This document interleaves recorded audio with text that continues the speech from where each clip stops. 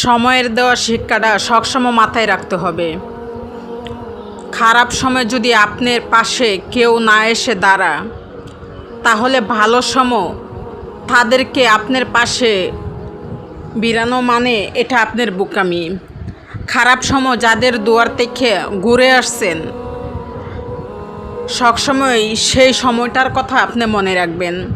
আপনার বিপদের মুহূর্তে যে আপনার পাশে ছিল, তার চেয়ে প্রকৃত বন্ধু কখনো হতে পারে না। বিপদে যে পাশে থাকে সে হচ্ছে আপনজন। আর এই বিপদে পড়ার মুহূর্তগুলো আপনি আসল আপন মানুষগুলার আসল রূপটা বের হয়ে চলে আসবে। সেই জন্য সেই শিক্ষাটা কখনোই মন থেকে মুছবেন না এবং বলবেন না। হয়তোবা সময় সবসময় একই রকম থাকবে না, সময় পরিবর্তন হবে।